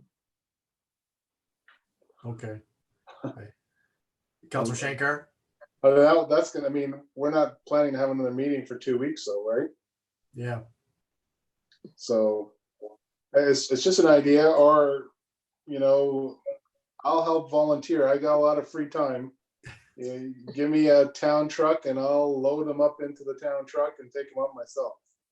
If we all did that, we could at least start this process. And, I'm sure the residents will help us out with that too. They're having a parade to pick up food items in Brockville. Maybe we need a parade to pick up yard waste. Who knows? But we can't let it sit there for 3 weeks. Yeah. Not if the weather gets good. There'll be more safety issues. Fully agree. And I do think it's a health and safety issue. So if everyone's okay with that, I'll work with Matthew on finalizing something that's more expedited. Obviously, we've got to take health and safety and manpower into advisement there, but we'll work on that and try to expedite that as best as I can. Because Corey, you summed it up perfectly. That's a real problem right now, and it's only gonna, after we get through this long weekend too, it's just gonna get bigger and bigger. It's such a huge task. It's gonna take the guys a week or two to get through it. So, anything further? No. Thank you, Councillor Young. To drive the truck for Gory. What's that? I'm willing to drive. I'll do all the work. You drive the truck. Hey, right? Yeah. Hey, social That's distancing though. You'll have to ride in the back. Some of you won't remember, but that's the way recycling started in this town. Volunteers picking up recycling. Yep. Anyway, I have no other comments about the program. I think it's moving forward correctly. Okay. Anything further on that? We did kind of went around pretty good on the garbage issue. Any further comments before we got a couple of Teresa did have one suggestion on the garbage bags, but we all good with that? We'll try to expedite the yard pickup, and we'll move forward based on all the concerns that have been raised here about the plastic, and we'll set an absolute after. So we'd say what, after May 1st, no more plastics accepted. Is that a good date, Mr. Armstrong? Yeah, so Give I people would, 3 weeks to get accustomed to it and hopefully pick up some paper bags. so I would actually say after April 30th. So Okay. April 30th, then going forward, we will not be accepting any plastic. Okay, so everyone good with that? So we'll work on that. We'll try to move that date up as best we can. We'll get the notice out to council right away when it's we can do that. Councillor Jansman, you had the comment about the garbage bags, but I did want to raise this again. I don't think there's going to be much support for it, so I'm not going to push it. But I have been approached by a number of people, as I think we all have, about waiving the blue bags right now. It is a little more difficult to buy them. There is some economic hardship out there right now. But I mean, this could actually, what Councillor Jansman's suggesting, could actually help quite a bit by allowing people in the most economically challenged right now the free bags, so we won't have hopefully any illegal dumping. But I am in favor of it. I'm not going to push it because I don't think there's a lot of support here. But I would be in favor of waiving the bags for 1 or 2 months right now to help people economically, because it is an awful tough time for a lot of people. And also I think it encourages people as well to not go out and buy the plastic bags, the blue bags. There are a number of stores selling them, are shut down right now. The grocery store does sell them as part of you can add them to your online delivery at the grocery store in town, but they're not in the system from what I can tell, because I looked at them just the other day. So I'll just throw it out there again. I'm not going to push it because there may be other ways we can deal with this, but it is something I'm quite amenable to doing, simply because I think there's a lot of economic hardship out there, and this is a small. I mean, it's $13,000 a month, but when people are really looking at serious hardship right now, not a terrible thing for us to offer. But again, I'll just throw it out there, and if there's no support for that, or no one wants to look at that, or wants to look at other options, that's absolutely fine too. So I'm not hearing a lot of support for that, which is fine. So Councillor Jansman, you did have the suggestion about adding the bags to the food bank boxes. Yes, if I could. Motion? Or do we want to discuss it first? I would suggest we put a motion on the table if we're going to seriously consider it, and then discuss it at that point. If not, then we can move along. But you had a good idea with that if you did want to put it into a motion and seek a second. If I could, I would move that if somebody wants to second it. Okay, so the motion would read, Ms. Castleman, we provide free blue garbage bags for every food bank box of groceries, box of items for the next month, 2 months, something like that. Like, what did you want to propose as a time? I think a month for now, and then we can always look at it. And of course, for only our Brockville our Prescott location. Sure. Ms. Castleman, you have an idea what that motion would read like? Yep, through you, Mr. Mayor, that staff be directed to develop a donation program in coordination with the South Granville District Food Bank, whereas a free package, is it just one bag or a package of bags? One bag per box. Yeah, where one bag is given per one box of food donation. Within the town of Prescott? Yes, within the town of Prescott. So Councillor Jansman's moved that. Any seconder? Do I have a seconder? I'll second that. Okay, Councillor Shankar. So open it up for discussion then. Let's just go around the room quickly on this. Councillor Burton? Thank you. Should we not contact the food bank before we go ahead and put this into a motion? Well, we've got 2 weeks before our next meeting, so this at least gives us the option to reach out and do it. And if they say they can't do it, but I don't think they will, but you never know. That's a great point. But we can at least, this allows us to make the offer. Mm-hmm. I know they have a lot on their plate right now with partnering with the Legion and CPHC and the brewery to do dinners and deliver dinners on a weekly basis to residents in need. So, Yeah.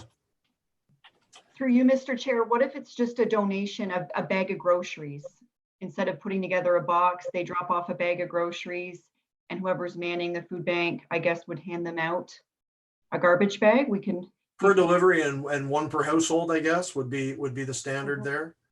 So I just wanted to clarify. So was the intention of Councillor Jansman's motion to include it in the food box that they give out? Yes. Or is it in response to a donation made to the food bank? Councillor Jansman, I can't speak for you, but I thought it was included with the actual box or bag of groceries. I think they're managing their food bank, from what I understand, unless I'm wrong. They no longer allow people to come into the store. They now hand over a box to everybody who is eligible on a weekly basis.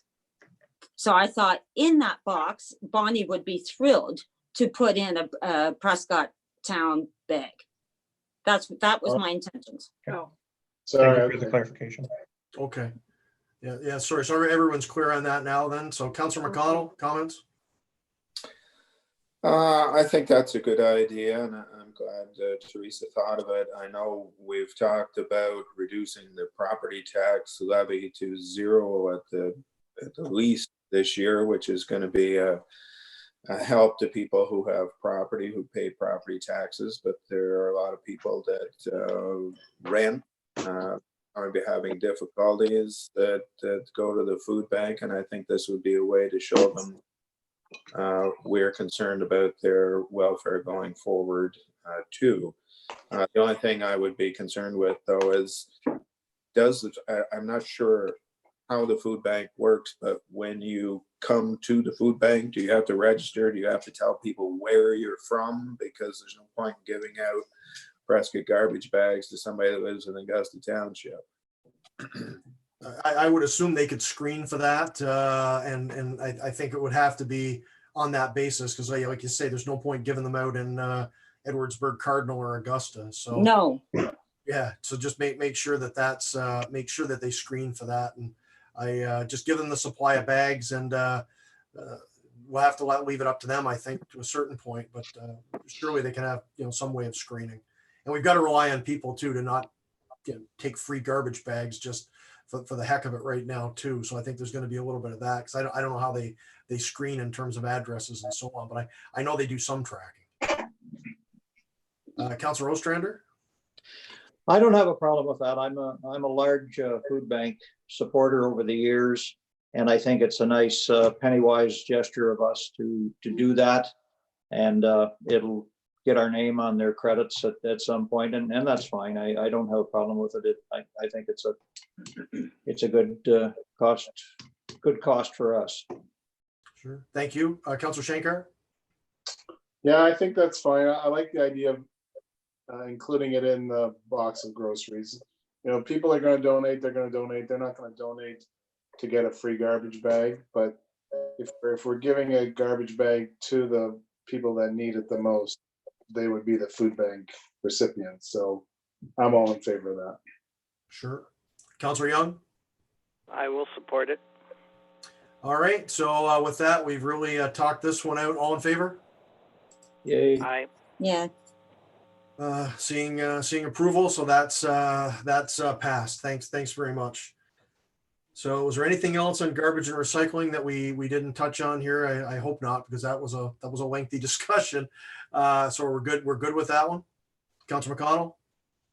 We did touch on it, but I'm not clear, which probably wouldn't surprise a lot of people around the table. The recycling, now the plastic, the bottles, the cans and the stuff, there was a lot of stuff left out this past week when I walked around, and quite frankly, 2 of the boxes that were left untouched were mine, and the sticker that was on it said contaminated and ineligible. Those 2 things were checked. Well, there was nothing contaminated because I wash everything out. So I don't know what they were talking about there.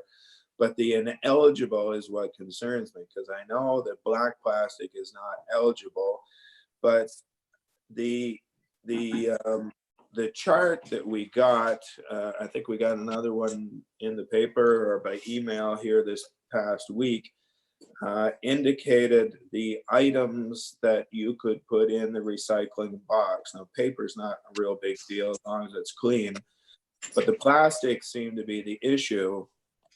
And at one time, there was like a number on Teresa, what are you doing? Just keep talking. At one time, there was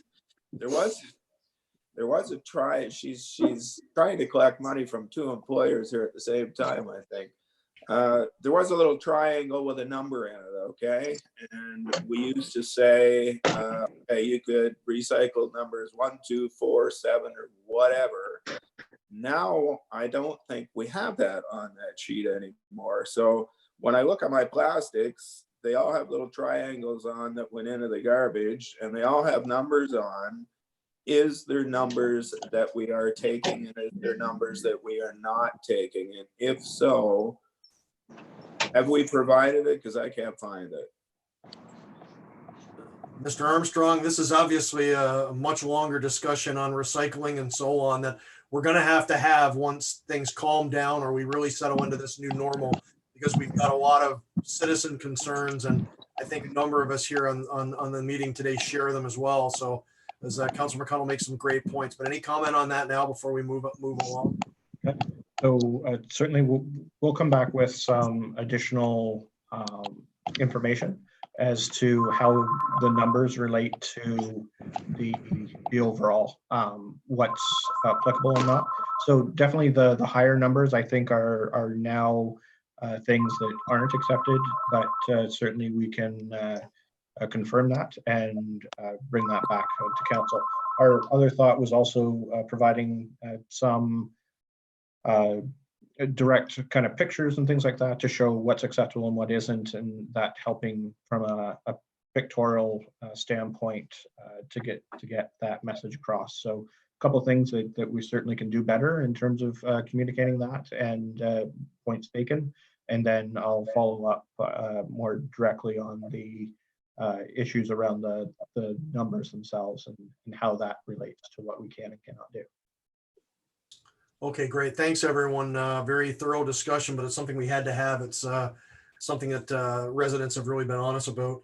So anyway, so moving along to 5.3, we do have 3 full items here, and we're almost 2 hours in. So if we could try to move it along a little bit here so we can get through everything today in relatively reasonable order without calling any breaks or anything if we can, because it is almost supper hour here. So 5.3 is staff report 20-2020 on the service delivery review.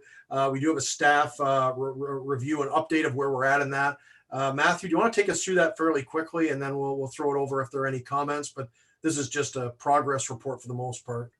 Absolutely. So thank you very much, Mr. Mayor, and I'll try to be brief, but if you remember back in the beginning of March, we had planned 2 introductory meetings. One was held in Augusta, and then the following week, COVID-19 really started to pick up steam, and the second meeting had to be canceled. And so what we'd like to do is actually use the exact same technology that we're using today to be able to perform that introductory meeting with staff as well as councillors. Once the introductory meeting is done, then the consultant can start to make one-on-one appointments with each of you, as well as our key staff members, and be able to start moving the process along. So we believe that we can do this using the Zoom technology and the sharing screen, that sort of thing. And as I mentioned, we would start off with 2 introductory meetings to get the common message out there, and then from there move on to the one-on-ones. So obviously you can't do it face-to-face, but certainly we can use this type of technology and then continue working along. I also did want to mention that we've been continuing working in the background and being able to assemble the data, the comparison data from other municipalities as well as our own. And so now that that's done as well, then that will help form the context of some of those discussions. The second part of what I want to talk a little bit about is developing. We have been working on developing a community survey, one that would be for Prescott, one that would be for Augusta, and then my recommendation also would be one would be for council staff as well as one for the public. So it would be a total of 4 things, but by having one that's specific to council and staff, we can get your feedback and be able to delve into it a little bit further, as well as being able to have that staff feedback, or sorry, the public feedback. So in your package, you'll see that the draft copy of the service delivery review survey is there, and trying to ask a number of probing questions as to how people feel that we're doing on things, or whether it's an important thing that we need to be focusing on more, or whether we're prepared for it. And so some of the first few questions are just demographic related, but then you start to get into the more probing questions where you're rating certain things. And it appears like we're asking the same question 2 or 3 times, but really it's to try and focus on, is it important? Are we prepared? Are we doing enough for it? So some of those questions are there. So really that's what I want to kind of talk about today. If we're amenable to having using this type of technology to do the introductory meetings as well as the one-on-ones, then certainly we can get that going over the next couple of weeks. And then I just also want to get any feedback there might be on the survey itself, and whether the questions are need to be modified or we're comfortable with them, and go from there. Thank you. Thank you very much. Open it up for discussion. So 2 main questions to look at. Comfort level with the survey itself and timing of getting the survey out there and proceeding with this course of action. Councillor Burton, please. Thank you. I looked over the survey and it's well done. And I think it's important to get it out as soon as possible. Thank you. Thank you very much, Councillor Burton. Councillor Jansman, who I hope isn't driving right now, but I know. I'm in the parking lot. I was afraid the alarm was going to go off. It's very busy at United Counties these days, Lee. So I'm here only because I need to be, not because I want to be. Matthew, I think it's a good, potentially a good idea. It's not a hill I'm going to die for, but I think because the questions are around, because of the timing and the questions are around the future, I think there's so much anxiety and the future is so unknown right now. It just might skew any kind of response that anybody might like responding to the survey. But I could be 100% wrong too, so I wouldn't know. And I tend to think that the survey was a little bit long. But that's in normal times. I think most people have a lot more time right now, so they may welcome something to do that will kill 15 minutes. But like I said, I don't really know. But I applaud your attempt at just keeping this moving. So I'm good. Thanks. Thank you very much, Councillor Jansman. Councillor McConnell? I'm fine with it the way it is. I agree with Teresa's point that people may welcome something to do right now, so we might actually get a better response than we would at another time. Thank you very much, Councillor Ostrander. Yeah, I do think it's worthwhile. It's a little wordy in places, but I think if people are interested in it, they'll take the time and put some effort into giving us a decent feedback on it. Thanks. Thank you. Councillor Shankar? I took the survey myself a few days ago. It was fine. It wasn't, all surveys are usually long, but it wasn't too bad, and the questions were good. So I'm happy to move forward with it. Thank you. Councillor Young? I like it. Move forward. Okay. So it sounds pretty clear direction. I think we are going to have to watch for this in the survey results. I think, at this time, it's hard for things not to skew negative, but it's good to get it out there. We do have a lot of people out there with some time on their hands right now, so we may get a really good survey result back. But I will throw it out there that if it does skew very negative, it might not be the worst idea, because we're not taking on a huge expense with this, obviously. we might want to do another round later on when things have settled down a little bit, but we're going to want to take a look at this and just talk to the consultants, because I right now it's hard not to be negative about anything and everything with what's going on in society. So we're going to want to keep that in mind. So I would suggest a motion on this as well, so we capture this, just directing staff to go ahead with the survey and issue it for the public. Just basically follow the recommendations in this report. Kimberly, can you throw something together that makes sense of what I just said? Yes, through you, Mr. Chair. That staff be directed to proceed with issuing the public survey for the service delivery review. Sure, and I guess and follow the recommendations in report 20-2020, just so we include what's in there as well. I have a mover for that. Councilor Burton, seconder. I would do that, Brett. Thank you, Councilor Young. Any further discussion? All those in favor? Aye. Yes. Okay, motion carried. Thanks, everyone. Item 5.4 is the staff report -21-2020. That's a statement of remuneration and expenses for members of council 2019. You've all been provided with that report. Mr. Armstrong, any comments? No, this is a regulatory item that we have on our agenda. It's a requirement that we issue it every year, and it has been posted to our website at March 31st. And so that has been done, which is a regulatory requirement as well. And so certainly that's been fulfilled. And then just having it accepted by council for information is the only other part that's required. Okay, we have to actually accept this as a motion? No, just it's part of the confirming bylaw that you've received it for information. And so I believe that's good enough. If I'm wrong, then certainly Clerk Castleman will correct me. Okay, so open that up for comments, questions. Anyone have anything on that? Didn't look like there are any surprises on there this year. I will note just with mine, and I clarified this with Matthew because I did attend Roma last January, because my number was actually a little down for accommodations. But I guess that's because it's just being recorded when the room was booked, I guess, Matthew. So that's why that looks a little down. I only had the one actual trip where I stayed in Mississauga for an MTO conference in I think it was March on the 401. And everyone else, I think it's all looks pretty straightforward and like a standard year. Any comments, questions? If I could, Brett, I just maybe it would be worth noting for anyone listening, any residents listening, 2019 was the first year that a third of our honorarium was not taxable. So in essence, it was really a cut of anywhere between 10 to 13%. So I just wanted that noted.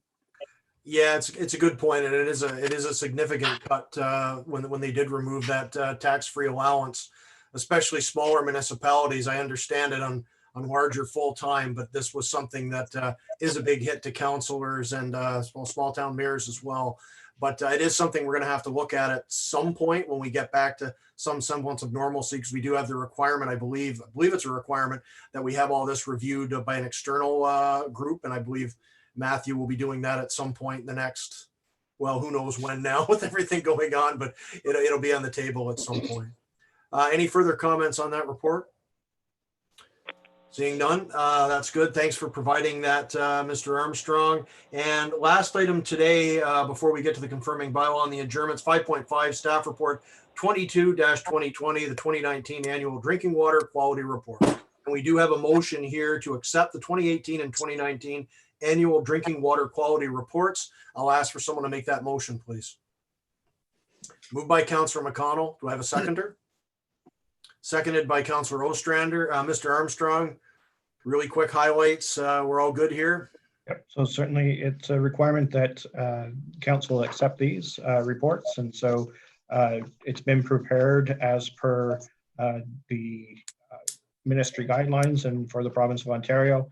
And as you go through, you can see that there are no major anomalies and exactly the testing coming in as under the required limits, things like that. And so this is more of a regulatory item. We did notice that when we went through taking a look at the 2019 report, that council had not formally received or accepted the 2018 report. So that's why you're seeing the two of them here. Great. Thank you very much. Open it up for discussion. Anyone have any comments, questions on this? Generally, it's a housekeeping item. We're in good hands with Aqua. It's good to see the report showing quite clear again, as always. So any comments, questions? Seeing none, I will put the question out there then. All in favor? Aye. Aye. Aye. Aye.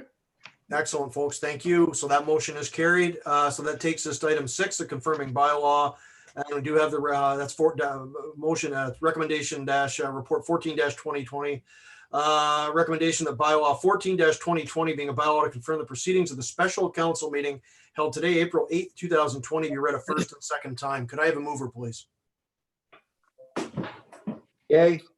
Moved by Councillor Ostrander, seconded by Councillor Shankar. Any discussion? All in favor? Aye. Aye. Thanks, everyone. Motion's carried. And to follow that up, of course, a recommendation that bylaw 14-2020 being a bylaw to confirm the proceedings of the special council meeting held today, April 8th, 2020, be read a third time, passed and signed by the mayor and clerk. May I have a mover, please? Moved by Councillor Burton, seconded by Councillor McConnell. All in favor? Aye. Yay. Great. That one is passed as well. Thanks, everyone. And right on to item 7, motion for adjournment. If I could have someone move the adjournment, please.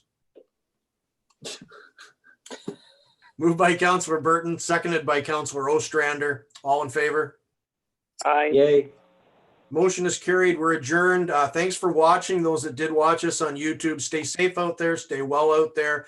Fort Town strong. And also, please stay home when you can. It's going to be a busy weekend. It's a long weekend, but we shouldn't be thinking about Easter 2020. We should be thinking about Easter 2021. Let's all be safe and be well. Take care, everyone, and have a good day. Thank you. Bye-bye.